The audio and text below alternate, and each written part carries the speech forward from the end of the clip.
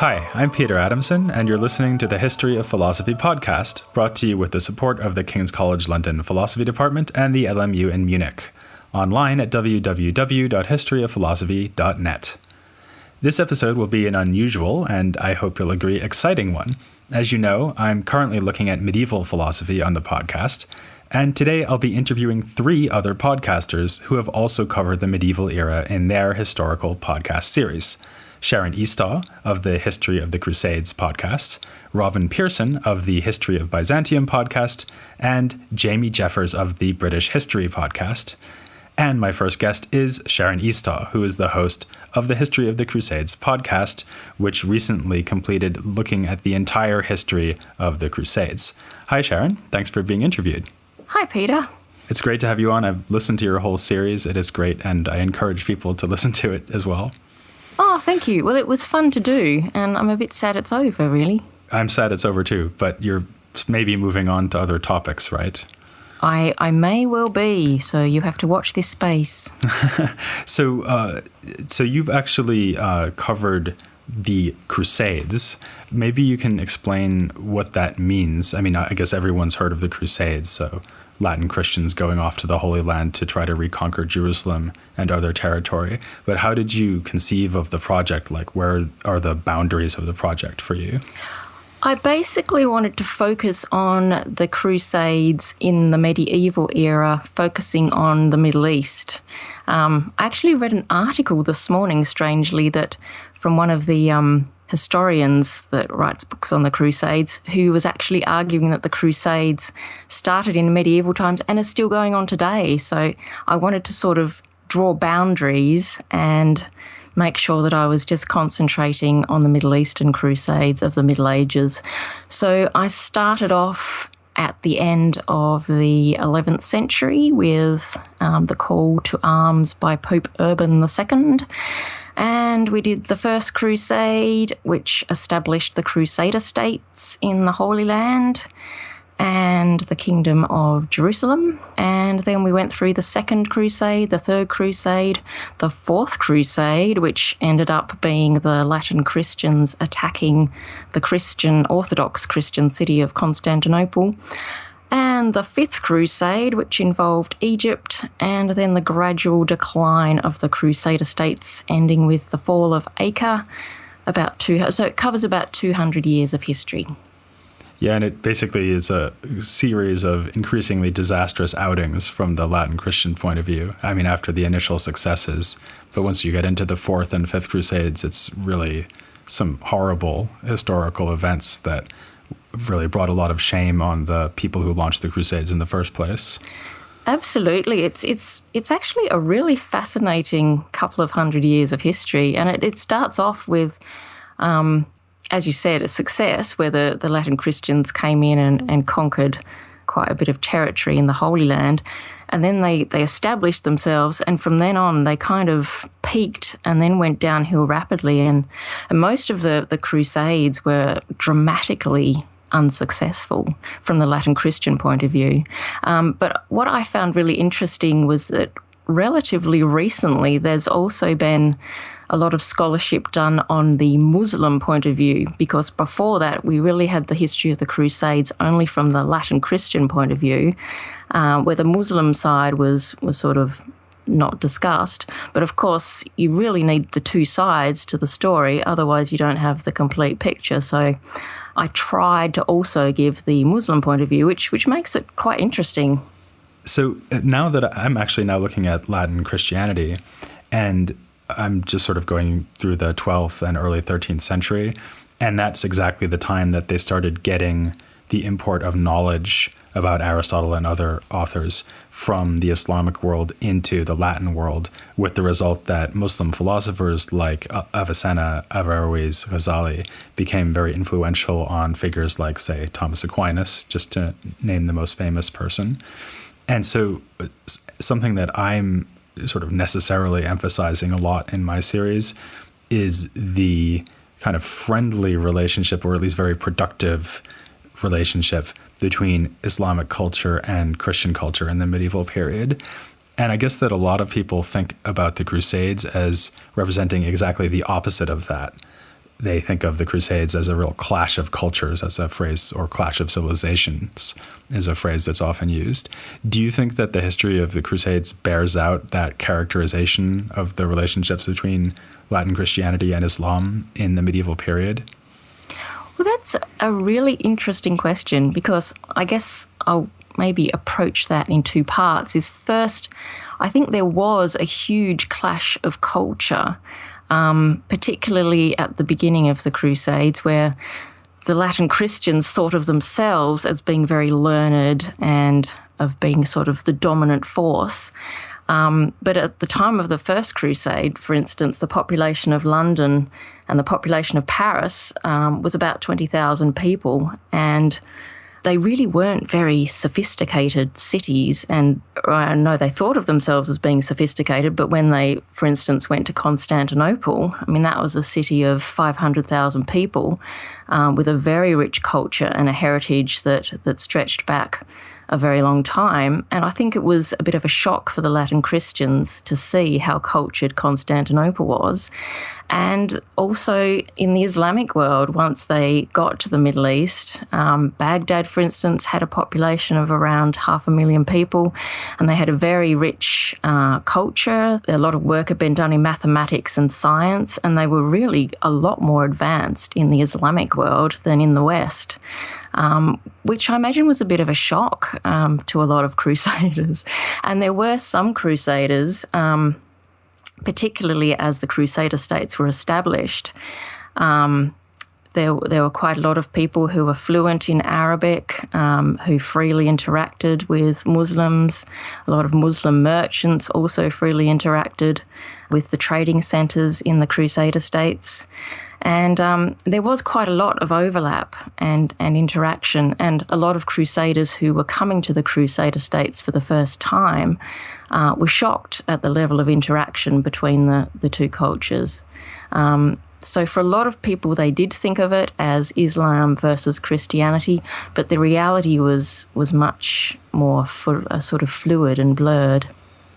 Something else that actually surprised me, I have to admit, while I was listening to your series, is how complicated the political dynamic was between the Christians and the Muslims, partially because there isn't just kind of a monolithic group of Christians and a monolithic group of Muslims, but sometimes the Christians would try to play different groups of Muslims off against each other. Or the most remarkable thing is when there was an attempt to forge an alliance between the Mongols and the Christians in order to fight the Muslims and dislodge them from Egypt, right? So that kind of thing would tell you that the people at that time didn't really see it as just a kind of clash of civilizations, all Muslims against all Christians. They had a much more nuanced understanding of the political realities on the ground. Absolutely. And it was all really about politics rather than religion. While some people did set out on the Crusades for purely religious reasons, there were a goodly few that set out for reasons of personal gain. And, for example, Baldwin of Boulogne, who was Geoffrey de Bouillon, who was one of the leaders of the First Crusade, it was his younger brother. Being a younger son, he was not due to inherit any of his family's lands, and he was actually destined for life in the church. But he was a very ambitious man, and the church didn't really suit him.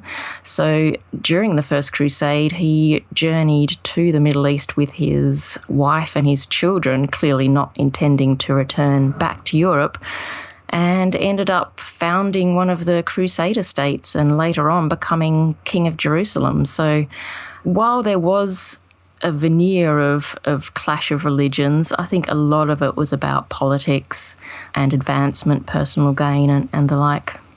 And I guess that the lower ranking soldiers who weren't going to wind up, running a Crusader state, they could still hope for booty, at least, to bring it back.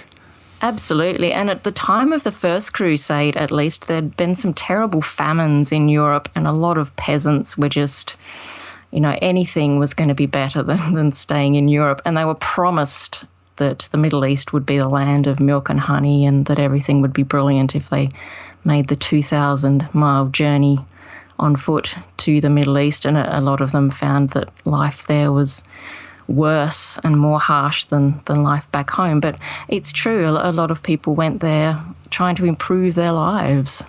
It seems like also it changed people's views changed once they actually contacted Muslim society, or once they settled in the Crusader states and they started, for example, trading with Muslims. So something that you mentioned at one point in one of the later episodes, as I recall, is that some Crusaders turn up in the Crusader states and they're outraged to find that the local Christians are trading and consorting with all the local Muslims, and they get really bent out of shape about this.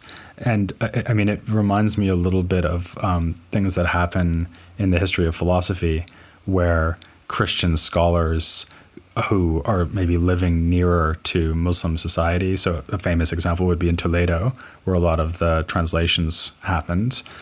They actually are collaborating with Jewish and Muslim scholars in order to produce, say, Arabic, Latin scientific translations.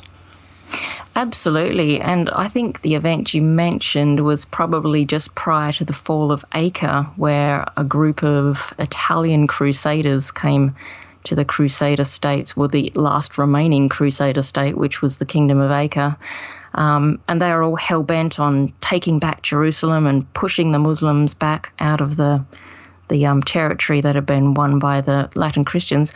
But when they arrived at Acre, they were absolutely astonished to find Muslims walking around freely in the city and buying and selling and even drinking in the taverns. And a group of probably intoxicated Italian crusaders decided that they wouldn't wait to kill Muslims out on the battlefield. They may as well start now in the city of Acre. So they started a bar fight, which quickly got well out of hand and spread to the city, and many Muslims lost their lives. And as a result of that, the peace treaty between the Latin Christians and the Egyptians was called off, with the result that eventually Acre fell, which meant that the Latin Christians were effectively evicted from the Holy Land. So, yes, it's sad that a lot of people arriving from the West just had this quite prejudiced view of Muslims and Islam, whereas the people who'd been living there,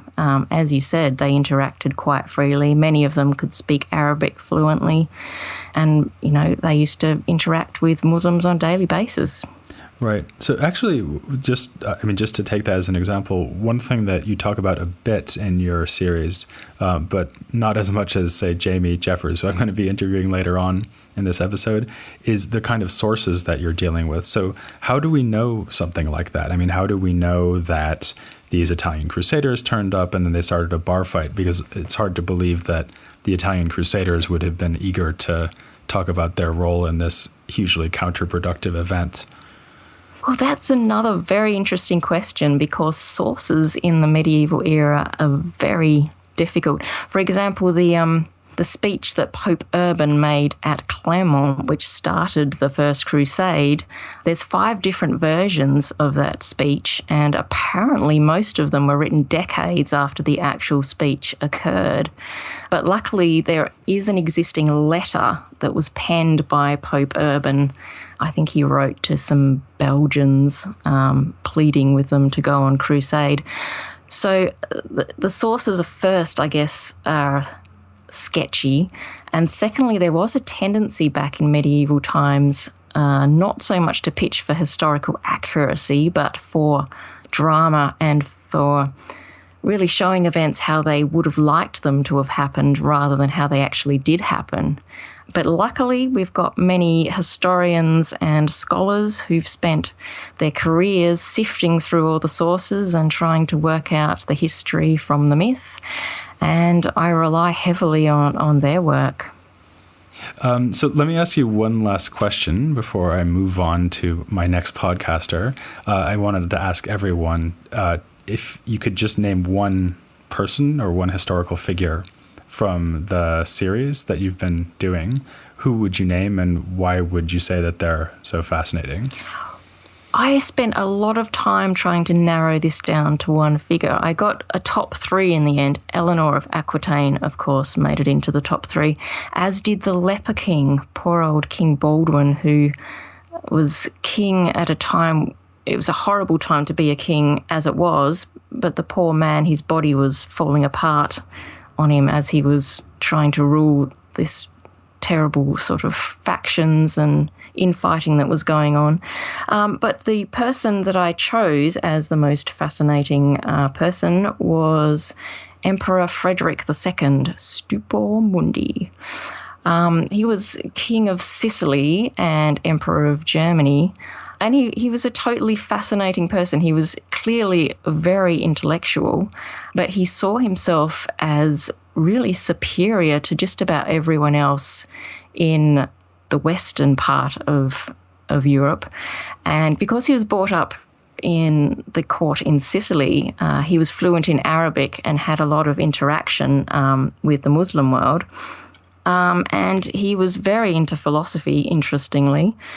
And his big opponent in the Crusades was the current leader of Egypt at the time, Al-Kamil. And they used to exchange philosophical arguments amongst each other.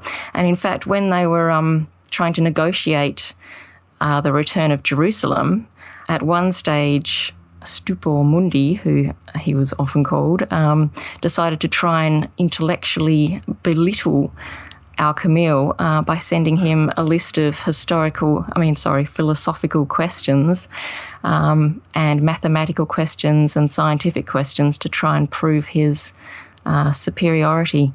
But a reason why he was fascinating, I think, is that because clearly there was a clash between Latin Christendom and Islam, but Emperor Frederick was really almost on the Muslim side. He was clashing constantly with the Pope. And in fact, apparently one Pope attempted to have him assassinated, and one Pope also mustered an army and invaded his territory while he was in Jerusalem, trying to establish Jerusalem as for Latin Christendom. It seemed to have a lot more respect for Islam than for his own religion, which strangely the Muslims found quite baffling. And of course the Latin Christians found quite baffling as well. And he's actually one of several people we could name who sort of stand at the nexus between our two podcast series. So another would be Bernard of Clairvaux, who helped launch one of the Crusades by giving rousing speeches. So he appeared in your podcast series doing that. And then he appeared in my podcast series attacking Peter Abelard and other philosophers. So he's a major medieval figure who's sort of too big to be contained by any one podcast series. And the same goes for Frederick II. By the way, I can't believe you didn't name Peter the Hermit as your favorite figure, because he's sort of a running joke in your podcast is Peter the Hermit. It is. I found Peter the Hermit quite irritating, and I also found King Guy of Jerusalem quite irritating. But my irritation came out in a sort of an unexpectedly and unintentionally sort of humorous way. That's sort of how I dealt with my irritation over them. You seem quite affectionate, especially towards Peter the Hermit. You can tell in the series that you really don't like Guy, the King Guy. He's just a jerk. He is. Although Peter the Hermit, he was such a strange man. I mean, he rode around on a donkey barefoot in rags, and yet he managed to convince 20,000 odd peasants from Europe to walk 2,000 miles to the Holy Land to their eventual deaths, really. He managed to escape the carnage, but a lot of the peasants who followed him to the land of milk and honey didn't. So, but he just keeps popping up through. You sort of can't keep Peter the Hermit down. He pops up in the siege of Antioch. He's everywhere. I'll never underestimate anyone named Peter. Right. Well, if you want to hear more about Peter the Hermit and Frederick II and a range of other fascinating figures from medieval history, then I would encourage you, like I said, to listen to Sharon's podcast. It's called The History of the Crusades. First, Sharon, thanks very much for being interviewed for the podcast series. Thank you for having me. It was fun. My next guest is Robin Pearson of the History of Byzantium podcast. Hi, Robin. Thanks for coming on to be interviewed. Hello. It's a pleasure to be here. I'm a big fan of your podcast as well, so I'm really pleased to have this chance to talk to you. And surprisingly, our two podcasts have something in common, which is that they were both inspired, at least in part, by another podcast. So this is Mike Duncan's very popular History of Rome podcast, which is a more obvious model for you than for me, but I was listening to it, and it's part of what gave me the idea to do the History of Philosophy podcast, because I thought, I could tackle the history of philosophy with the same kind of detail and narrative that he tackled the history of Rome. And you explicitly said at the beginning of your podcast that you were going to be taking up the story of Rome where he left off, right? Yeah, absolutely. I actually wrote to Mike. I'm not sure if you ever got the email saying, you should continue, and I'm sure people would want to pay to keep you going and continue the Roman story. I was just transfixed by how great a job he did of telling the whole story century after century and keeping it entertaining and walking this great line between holding your hand and assuming you can figure stuff out for yourself. And because I was already recording podcasts on American TV shows, I had this possibility in my mind when I sent him that message of, I suppose it's something I could think about doing, but I'd never thought about it before he said he was going to finish. It all happened very, very fast, and I suppose it was inspired by just not wanting him to stop and wanting to have this audio history of the whole Roman Empire from start till 1453. Because he stopped at the fall of the Western Empire. So basically your podcast series picks up the story with the Eastern Empire, which we then call the Byzantine Empire. Exactly. And you didn't have like a pre-existing obsession with Byzantine history or anything. I think that's actually very unusual if that's true. I mean, most podcasters are not au fait with the podcasting technology, but they're on top of the topic, and you were the opposite situation. Yeah, I'd grown up with an interest in the Romans from all sorts of different angles, including just going to church or whatever, and the Romans are everywhere you look. And I had studied Justinian a little bit at university in like my first year, and I'd ended up reading John Julius Norwich's well-known series on Byzantium, which is very entertaining and definitely presents the Byzantines as these historical underdogs surviving against the odds. So I did sort of know the story and I was interested in it, but I hadn't looked into it with any more depth than that. So I think one thing that whole story raises, if we're thinking about medieval history, is how inappropriate in a way it is to talk about medieval history and apply that concept to Byzantine history, because we usually think of the relationship between ancient history or Roman history and medieval history as a kind of societal collapse in Europe at the end of the Roman Empire, and then that ushers in the medieval period. And in your case, or rather in the case of the Byzantine Empire, that just doesn't happen. So you have basically a continuity between what we think of as the Roman Empire and then the Byzantine Empire. Yeah. I mean, one could say that within Constantinople, the ancient world never went away. They never stopped, and the libraries there just carried on as if no big change had happened. Out in the countryside, there was more noticeable change. But yeah, I mean, you bring up the point. I think a lot of us who end up studying history come to realize how much famous historians like Gibbon have influenced the way we view history, that we, as you said, we tend to think of pre-Roman and post-Roman Europe as a dividing line. But then if you look at how the Roman state developed, it was changing all the time.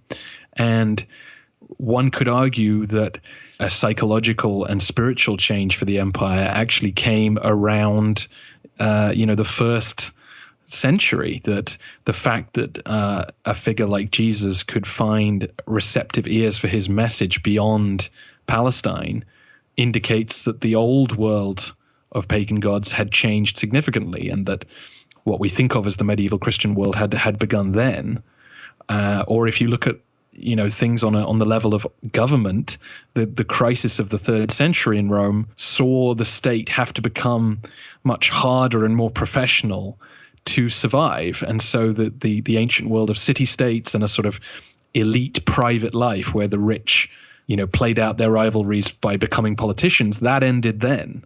And so you do look at the Roman world the more you get into it and think, when did a real change from the ancient world come? And in my story, of course, the coming of Islam and the Arab Empire is probably more directly disruptive in a way that the fall of the West was. That it's less easy to point to one moment where everything changed. But of course, that only affects the Eastern Mediterranean initially. It doesn't affect the West. So yeah, it's quite hard to say this point ancient world, this point medieval world. The more you look into it, the more continuity there is, and the more you see this process of change happening slowly over different areas of life. Yeah, I think something is true in the history of philosophy, actually.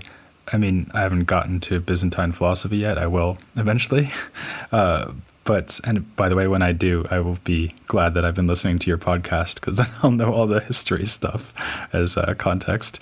But I know enough about Byzantine philosophy to know that it's a lot like late ancient Greek philosophy. I mean, not just because it's in Greek, but they're still using Neoplatonic ideas to understand Christian theology. They still write commentaries on Aristotle. And in general, it's sort of like they keep going without missing a beat from the late antique school of Alexandria, let's say. That's probably a bit oversimplified, but it's a much more continuous tradition than you would have in the case of Latin Christian Europe in the medieval period. Although even there's a lot of ways in which it's very continuous. I mean, the most influential texts in early medieval philosophy are by people like Boethius and Augustine, who are late ancient figures.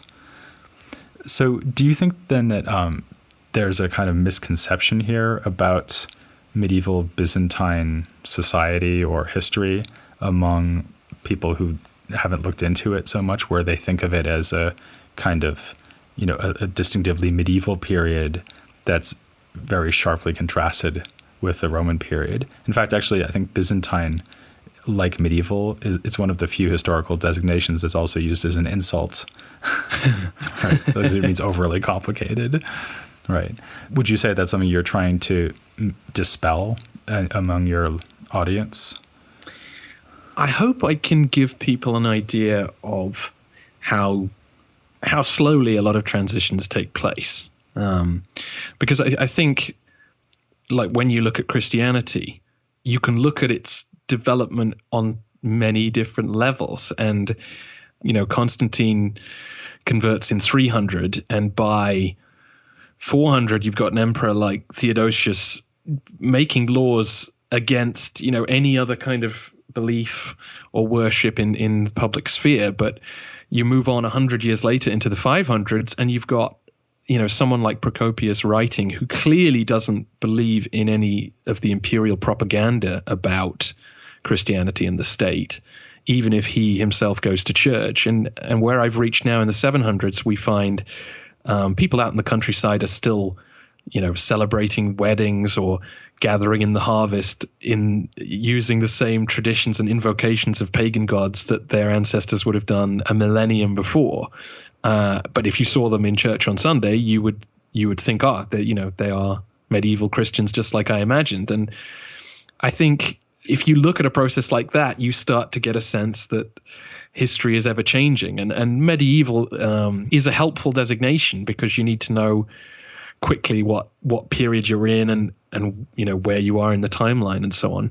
But it's important not to pigeonhole a whole era of time as representing kind of fixed values. The medieval is a helpful distinction, but don't think it means people and have come out of nowhere and are nothing like the people they were 100 or 200 years before. Yeah, I think what you mentioned before, that in some ways the coming of Islam and the conquering of so much land that had belonged to the Romans, as the Byzantines actually called themselves, that was a more disruptive event, at least in the East, than anything that had happened in the Western Empire. And I think that maybe should tell us that if we're going to sort of look for a really pivotal moment in Byzantine history, we shouldn't look earlier than that. We should look in a period which we would now consider to be sort of in the midst of early medieval time, namely the 7th century, and then into the 8th century. So one thing that I wanted to ask you, because I'm asking all three of the guests on this episode, and I think it's maybe especially important to ask you this because you're working on a period of history that a lot of people don't know anything about. If you were going to name one figure who you've covered, who you would consider particularly fascinating or who you think more people should know about, who would it be? I mean, I think the controversial but correct answer would be that looking into Muhammad and his origins is very fascinating, but we don't know enough about him to have a very concrete sense of who he was or what he did. So I would probably fall back on the classic Byzantine answer of Justinian, who was a very famous emperor from the 6th century. And Muhammad is not a bad place to start in the sense that we know almost nothing about Muhammad's daily life. No one was writing around the time where he would have lived. Whereas Justinian, we have, 3 or 4 different historians who may have even met him, but directly lived under his policies. And so you start to get a real rich, complicated sense of his personality. And that's very rare for most figures in ancient and medieval history to have that many sources. And he lived in very interesting times, which is always fun to read about. One thing that you mentioned a lot when you were looking at the rise of Islam is the question of how much religious ideology or religious zeal motivated the armies that spread Islam in the end, as opposed to other motivations like just trying to take land or, winning honor or booty. And I think that's an interesting question also to ask about some of the earlier material that you've covered in your series. So, for example, Justinian seems to have been motivated both by politics and by religion. And I think that's a salutary lesson because when we think about the medieval period, we tend to think about people who were motivated above all by religious belief. And I think that's true in philosophy too, by the way, that people have a tendency to assume that all medieval philosophy is just theology. But as you've been showing in your podcast, actually their motivations are much more nuanced and various than that. Yeah, absolutely. I mean, religion plays a very big part in people's lives, but it is balanced by earthly concerns.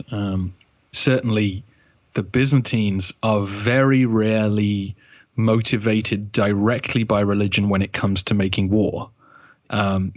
Pragmatic concerns take over, and they very much don't view Islam as a sort of competing religion for a long time. They're so sure of their own, Christian beliefs as the truth that, if your neighbor, even if they're strong and powerful, says, well, we believe in X, Y, Z, you just say, well, that's crazy. We know the truth. There must be an explanation within our scripture. What you believe is irrelevant.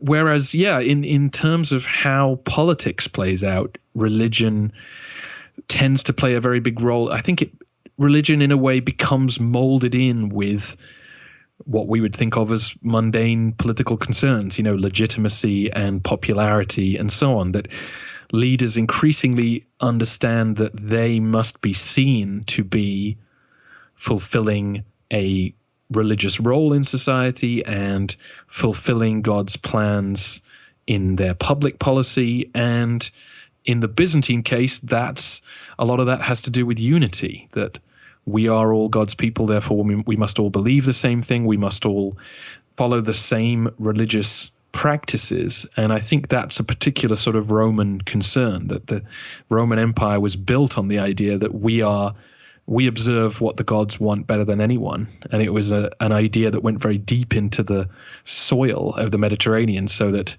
even though Jesus didn't say anything in particular about that, it was just assumed that, God will favor us if we get everyone on the same page and performing rites the same way. And so it's a common political concern, I think, to get your nation or get your empire on the same page, everybody pushing in the same direction to achieve things. But it definitely assumes a religious complexion, and that touches almost everything in society. But again, in that blended way, it's not as simple as they believed something we don't, therefore they are different. I think they were behaving in a very similar way to us, but instead of thinking about how can we grow the economy, they were thinking about how can we please God. And that might actually be the same thing. Well, there's a lot in that, I think. So I think one thing about Byzantine history is that you actually have some very powerful women who play a significant role in Byzantine politics and so on. And so, we have a tendency to think about medieval history as being the story of men waging war on other men, mostly. But that's not necessarily the case for the Byzantine historical story. Yeah, I mean, as far as I know, women were just as put upon and dismissed in terms of real, power and authority and choice in their own lives as you would expect in ancient and medieval times. But in two areas, I suppose, women could gain some power in the Byzantine world in particular. One, of course, is if they were in the royal family, which gave them not only a connection to the ruling political dynasty, but an aura of being connected to God. And so we will get more interesting empresses as my story goes on. We do have one way back in the late 400s, the wife of Zeno, Arachne. When the emperor dies, it's said that she chooses his successor because she is the legitimate ruler. And we don't really know a lot more about it, but it's nice to think that maybe she really did have a say, and she ends up choosing a man, Anastasius, who turns out to be a very good emperor. So, maybe she should get the credit for that. But the other area, of course, is in what we would say a nunnery, that monks and nuns were genuinely thought of as people to go to for advice or for healing, out in the countryside. And so women could gain some freedom and some status through that. So I hope to be able to explore that more as the podcast goes on. It hasn't come up a lot by 700. Yeah, I'm actually coming to a case very much like your second category soon, because I'm going to be looking at Hildegard of Bingen in an episode in my series. Right. So we've had a nice little look there at what you've been doing on your podcast and how Byzantine history might relate to other parts of medieval history. And of course, it relates very much to the Islamic world, just like I was talking about with Sharon. So thank you very much. That was really helpful and interesting. Thanks so much for having me. And again, that's the History of Byzantium podcast, if you want to hear Robin's own series on Byzantine history. And my next guest will be Jamie Jeffers of the British History podcast. Hello, Peter. Thank you. Again, I'm a big fan of your podcast, and I would encourage everyone who's listening to this to go check it out if they haven't already. As I just said, it's called the British History Podcast, and I guess the title pretty much explains what it is, but maybe you can tell us a little bit about it nonetheless. Well, it's a chronological retelling of the story of Britain. We start in the Ice Ages, so we start pretty far back, and we have been moving steadily forward now for about 3.5 years now. And we are up to the late 8th century, which is the period where we have off of Mercia, this big Anglo-Saxon king, jockeying for power with Charlemagne. So it gets pretty exciting. But essentially what it is it's just a chronological retelling of the story of Britain. And I include in that story side comments on cultural developments, how trade, how geography, how climate change, because that was an issue, how all kinds of things play into this story and change the way history played out. So I try and take a full view of everything instead of just focusing on the great man approach, and hopefully provide people with a three-dimensional picture of what was going on. It's interesting, actually, because you are, after 3.5 years, getting to just about the point, historically speaking, where I began with medieval philosophy. Not with philosophy in general, because, of course, I started in antiquity. But I started medieval philosophy in basically the Carolingian period with Alcuin and then Eriugena. And so Alcuin obviously was at the court of Charlemagne. And so he's right about where you are now. And I guess maybe that even raises the question of to what extent you would consider what you've been doing to be medieval. I mean, I'm saying that this is a kind of chance for people who work on medieval topics in podcasting to come together. And I guess no one could deny that the Crusades are medieval, but people don't necessarily think of Byzantine history as medieval. And I don't know whether you think of what you've been doing as medieval or late antiquity or what. Oh, that's a great question. It's one of those things where, where do you draw the lines, especially in a period of history that's so poorly studied? I would say that the last year would probably be easily classified as medieval. The sub-Roman period, what happened after Rome pulled out, I can imagine that there might be some arguments as to whether or not that 100-year period after Rome pulled out of Britannia, whether or not that could legitimately be called medieval, or if we should just call it sub-Roman or whatever. And then the first year was Ice Ages and Roman, which is pretty clearly not medieval. But yeah, this is one of those periods of time that it's just soupy. And the nice thing about studying this area of history, and actually history in general, is that the more you study it, the more you realize that everything is soupy. And unfortunately, our classifications for antiquity, sub-Roman, medieval, it's all soupy as well. So I honestly don't know. I would say that definitely the last year it's got to be medieval. But other than that, it's medieval if anything's medieval. Yeah, exactly. Yeah, actually, one thing that's interesting, I think, about your podcast is that you've spent so much time lavishing attention on things that happened between the Roman withdrawal, and people obviously know about the Romans being in Britain, and the period of medieval history in Britain that people first think of. So, William the Conqueror, knights running around in shining armor, that sort of medieval history. And in a way, your podcast takes a similar approach to mine. So the slogan of my podcast is without any gaps, right? And so what I'm trying to do is look at the whole history of philosophy without leaving anything out. And I think you may be even taking that approach a little bit more seriously than I am.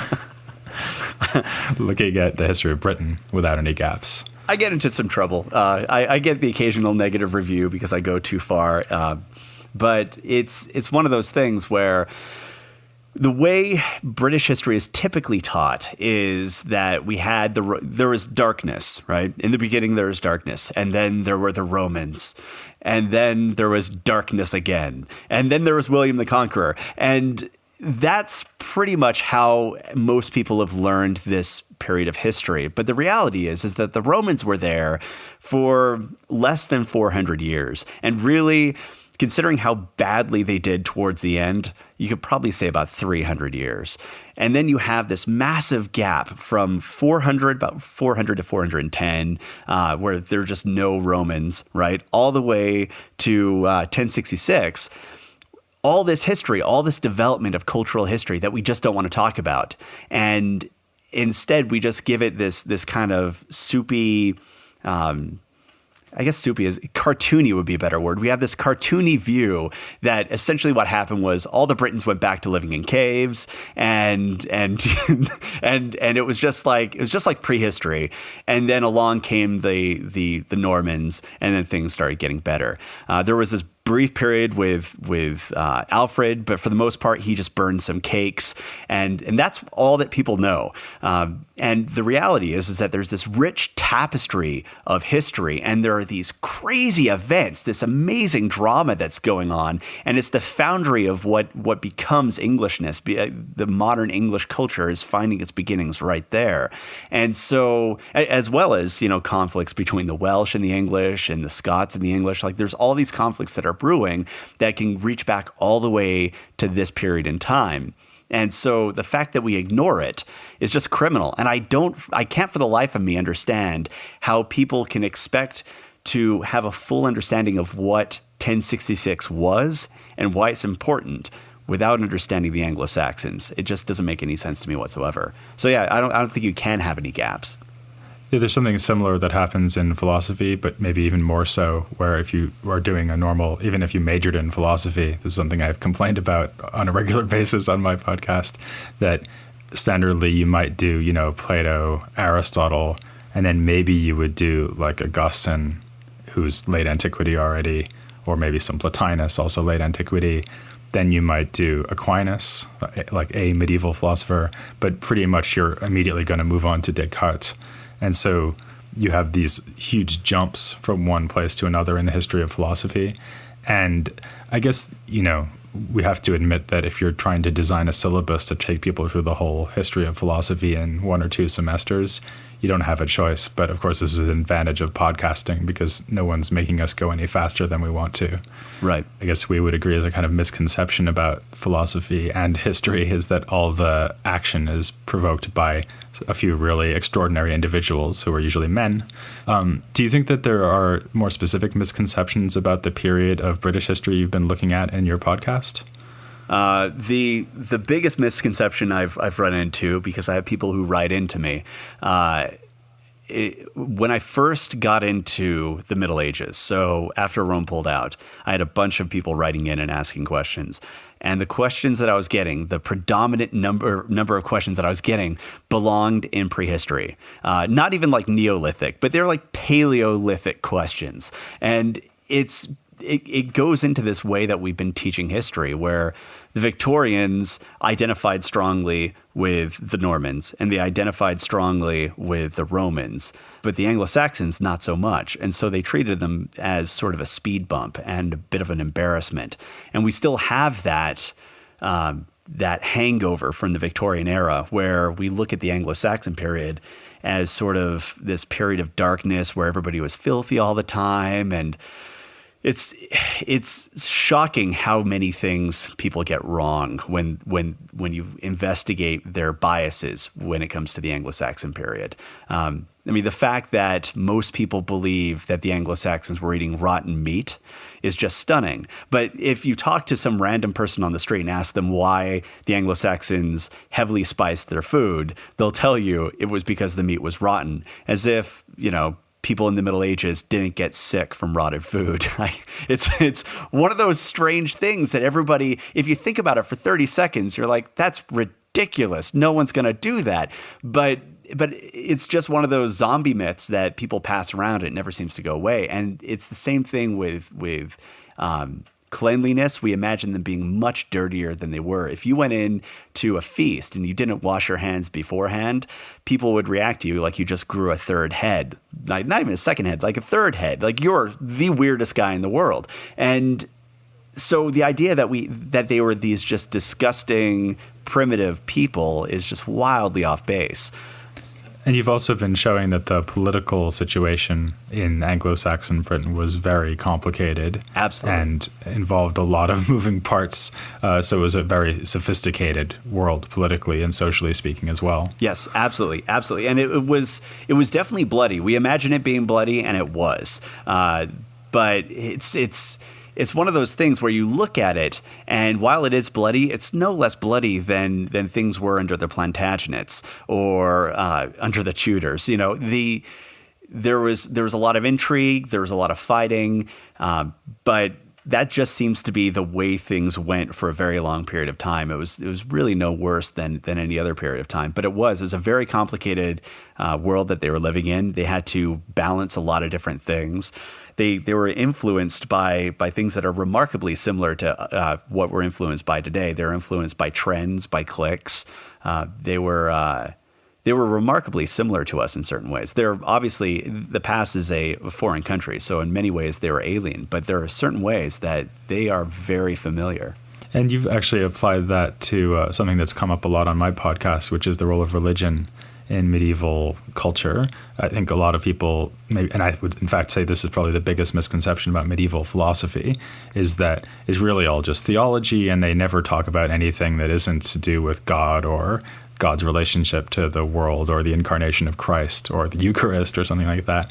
And although, of course, they do talk about those things, they talk about the full range of philosophical issues, like everything from political philosophy to, theory of knowledge, free will, you name it, often with an eye on some kind of theological issue in the background. But I think there's a real kind of fallacy that the history of medieval philosophy is just kind of philosophy of religion, but in Latin. And something you've mentioned on your podcast, that is that you think that their attitudes towards religion were a lot more nuanced than we might expect for early Christian Britain. Oh yeah. It's the way they approached religion seems very familiar. You had people that were clearly pious. You had people who were clearly deep believers, but you also had people who were just going along to get along. And you also had people who were getting into these religious power structures because there was power there. It was a deeply cynical move. And you have people converting for deeply cynical reasons. I mean, the famous story of Edwin's conversion. Edwin was this Northumbrian king who is one of the big highlights of my show so far, actually. But he converts, and when he's converting, you have these Christians making arguments on why they should convert and why it would be better if Edwin became a Christian, and his religious advisors are making arguments against that. And essentially what it comes down to is if you become a Christian, you're going to get fabulous cash and prizes. And you can see him, he's playing both sides for a long period of his history. And then right at the last minute, he decides to go and convert. And it strikes me as such a cynical move. It strikes me as definitely, there's the possibility that he had a legitimate experience. So we don't have a diary from Edwin saying, I was in my room late at night, I had a dream, and Jesus came to me and talked to me, and I need to convert. But based upon how long it took him to convert and the things that he was weighing and the moment where he chose to convert, it strikes me as a deeply cynical political move. And we do see that play out quite a bit in the medieval period, where you have priests and monks who don't even know the Ten Commandments.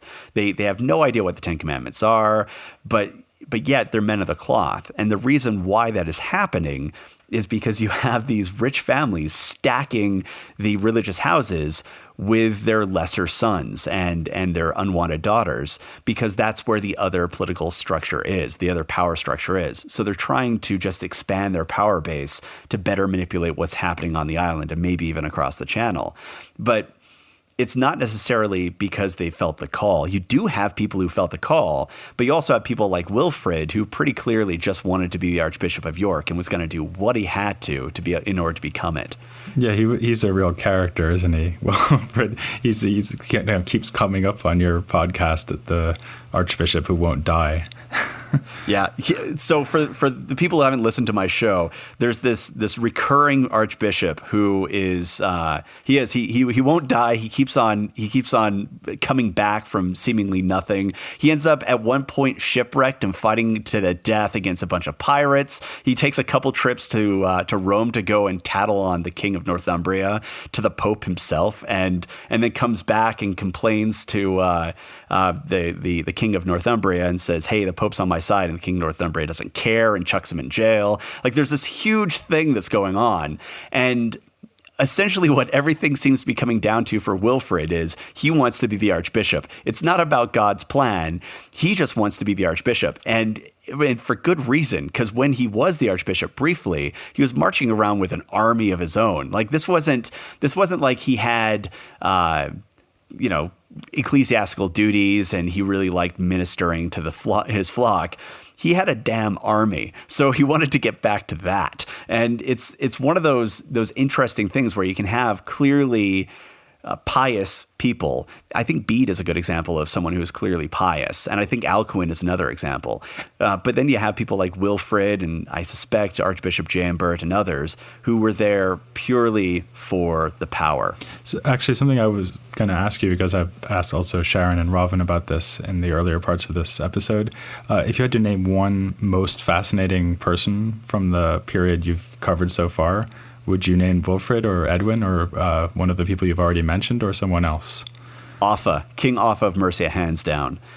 King Offa of Mercia took over his kingdom after he had a distant cousin ruling it, who was famous for sleeping with a bunch of nuns out of wedlock. And his name was Aethelbald. And so he took over his kingdom in the middle of a civil war and then went into a kind of a kinslaying just bloodlust. And we only get hints of it.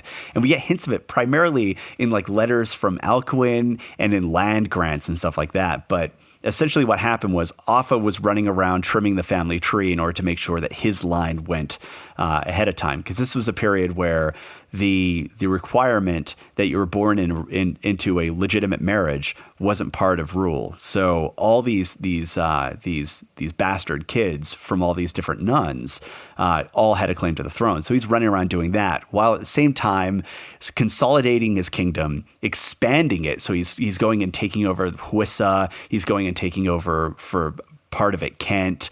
He's fighting with Wessex. He's doing all this other stuff and solidifying his power. He creates this gigantic dike between England and Wales. Probably there's some argument, but it's probably him. And at the same time as all of that, he's also jockeying for power with Charlemagne himself, to such an extent that Charlemagne actually suggests that they go and have their kids marry, which seemed like it was going to work, and it actually might go and unify the two kingdoms and correct trade relations, all the way until Offa said, well, that's fine, but I also want one of your daughters to marry my son. And Charlemagne showed his true colors and said, there's no way in hell I'm going to have one of your filthy English sons sleeping with my daughter. And then everything went sideways. But I mean, this is an incredibly important character in English history. It's his reign is the starting point of the continuous use of currency in England. Like, there's all these things that come about because of Offa. And at the same time, you have a very tortured character because he's engaging in these incredibly brutal policies in order to secure the throne for his son. And so he's both an intriguing character and clearly powerful, but he's got this dark side as well. Another thing that I like a lot about your podcast, and maybe I like this because it's something that I'm aspiring to do with my podcast as well, is that you focus a lot on the role of women in the history of Britain. And in fact, one thing that I like about medieval philosophy is that it gives me a chance to do that. So it's a much richer period than most of what I've been covering so far in the podcast series. And this is something that you've been doing pretty much right along in your podcast series as well. Yeah. I think it's really important to talk about women in history. But it's also a very tough area to study. And the reason is because a lot of our history was written by monks, at least in this period. We have a tremendous amount of material from monks. And pretty much by design, monks don't know a hell of a lot about women. And so there's this huge gap in our knowledge as to what was going on with women during this period. I'm positive that there were women working with these kings and talking to them and trying to figure out what they should do politically or economically or whatever. But the monks aren't writing it down, so we just don't know. That's a kind of microcosm, or certainly a good example, of a problem that you come up with a lot in your podcast. The sort of a refrain of your podcast is, well, here's an interesting question, and we just don't know the answer. It happens in almost every single episode. And I guess I don't have to say that too much in my podcast, because by the very nature of looking at the history of philosophy, we're only looking at texts that have managed to survive. Although I guess I talked about the fact that a lot of interesting medieval texts that have survived are in fact anonymous. So you have a manuscript, but you don't know who it's by. and these tend to get ignored by historians of philosophy. But you've alluded in a lot of your podcast episodes to, archaeological evidence, like you were just mentioning coins, for example. So do you get frustrated at the sort of barriers that are thrown up in your way in terms of the poverty of sources available to us? Or Yes. is that part of the excitement for you? Well, I mean, it's fun to talk about to a certain degree, but it definitely is frustrating. I do occasionally get people writing in or writing negative reviews saying that they're tired of me not giving them straight facts.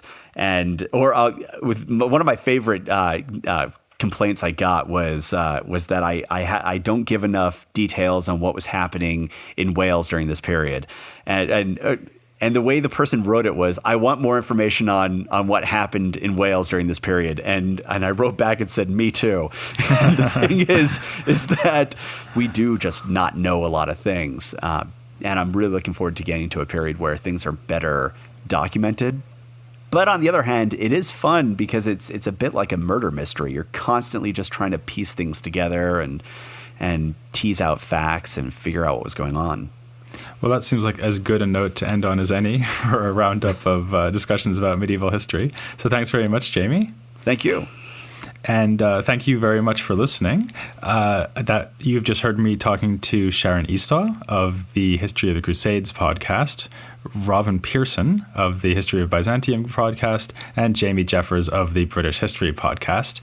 And of course, you can join me again next time to hear more about medieval philosophy here on the History of Philosophy without any gaps.